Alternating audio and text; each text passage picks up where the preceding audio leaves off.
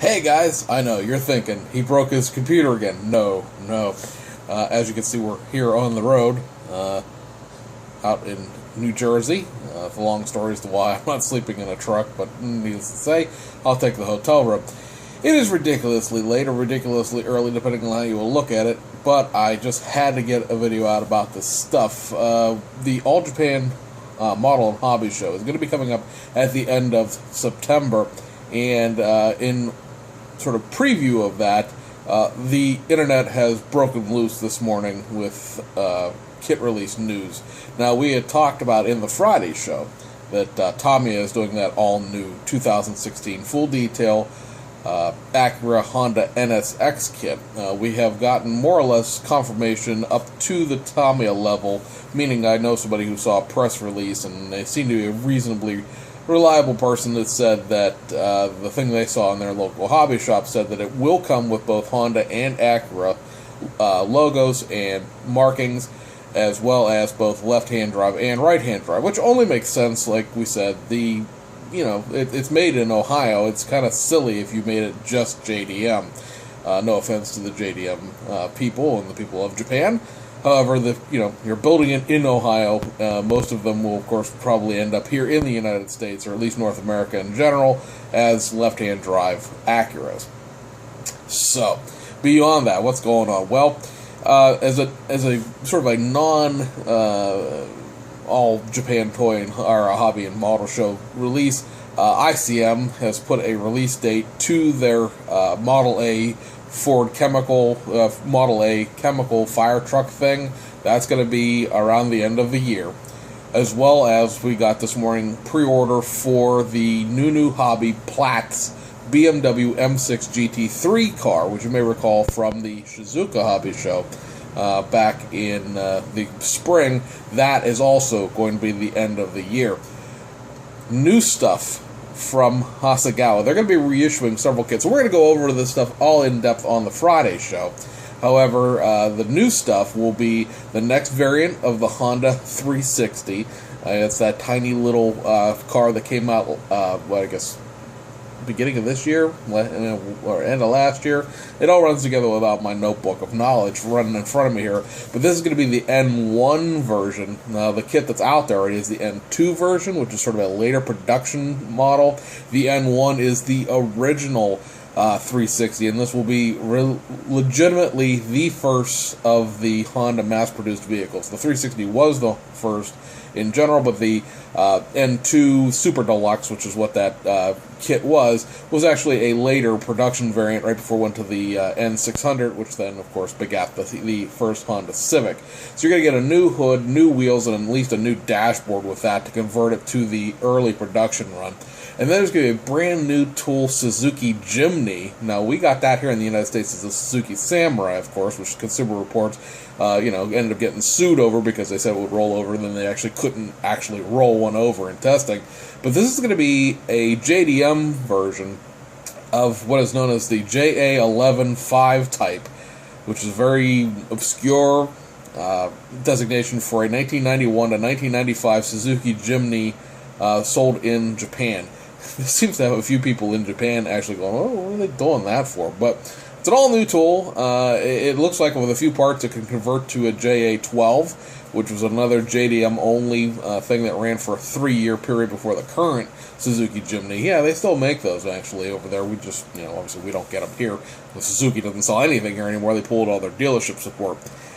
That leads over to, of course, Aoshima. And Aoshima came for your wallet. So you may want to sit down and hug your bank account prior to Friday when you actually see the pictures for this stuff. But they are going to be doing quite a number of things reissue-wise, because, of course, they're still packaging things into the model car and the Tune model car series. They're going to be dropping 22 wheel sets into a new The Tune Parts series. So that will be, of course, pretty much everything you could ever want in terms of both VIP wheels and sort of regular sports car wheels. all of it reissued, and some of it's not really all that long ago reissued, so it's nothing necessarily really to get excited about, except there are a few things I'm looking at this list that have not been around for a while. Some other stuff, it's the 16-inch wheel stuff out of like the Levin Corolla kits, which of course just got reissued not that long ago. The BBS, there's several sets of BBS wheels, but they're not the LMs, so this is kind of different BBS stuff, some mesh wheels for a change. And then again, it's a bunch of VIP wheels, which most of them seem familiar. Now, onto the actual meat and bones of the kit stuff. Pagani, we knew that, but official, they're saying October. The Diablo GT, again, we knew that. They're saying December. I'm dubious. I'm thinking that's probably going to roll into 2017. The trailer, remember that? I can't think of what the term is here. Let's see. Hopefully, it's on this list. The Brian James. There we go. That's the name. Brian James trailer that was shown again at Shizuoka. Actually, no, I should take it back. That was shown at the Nuremberg Toy Fair. It's a British company car trailer. Hello, reissue the Range Rover. We need something to pull this with to be properly British. But that's going to be coming out at the end of the year. Again, that was a known commodity. It just was, there was never a release date to it. There's literally December. There's going to be detail up parts for the Pagani. That should come out in October. There will be what they're calling a common photo etch for the Diablo GT, meaning it'll be for the Diablo GT and the Diablo GTR race car. How much of it can actually be used on both, we'll see. They're going to be doing a refreshed version of the Toyota Crown Royal. That is the luxurious version of the Crown Royal and the Crown Athlete. They're updating it to 2015 specs. Going to have a new front bumper as well as a few other parts. They'll be updating their Toyota 86 kit to 2016 specs, which will get you a new front bumper, a new back bumper, new side skirts, a few other bits and pieces here and there. It's not the actual 2017 Toyota 86, which of course is not such a new car, but it's much different looking. Unless in their mind this is the 2017 that we're getting here in the United States. I haven't actually compared the pictures, but they're going to be doing also a custom wheel version of that, which is going to come with Work of Motion wheels. This both will come with the engine. That seems to be a thing they're going to do with the 86s from now on. Have them have the engine in them. Let me see. They're going to be doing a Valine, which is a VIP tuner series of the Crown Athlete, the 2012, as well as the Crown Royal. That is a new-ish kit. I mean, obviously the Crown Athlete and the Crown Royal have been around for a while, but this particular VIP kit will be new. Will come with BBS wheels, and then we had mentioned it in passing. You may recall from just a weekly video when they did a hobby show in China. But we got official confirmation of the Lamborghini Aventador LP754 Super Veloce. That again is going to be out at the end of the year. And when I say end of the year, these are December releases according to their list. There's several 14-inch wheel sets that I don't think I've seen for a while. At least several of them. None of them I don't think are new, but they'll go in with those 22 sets of wheels that they're going to be releasing. There's going to be, back to Hasegawa, there's going to be another Egg Girls Tip 2 cargo van, Volkswagen cargo van. Wait till you see the graphics on that. It's probably the closest thing you can get to nudity in a mass market model kit before. Let's put it this way, some hands are covering some things. Let's see here. There's going to be pre-painted versions of the 2015 Mitsubishi Evo 10, if you're interested in that.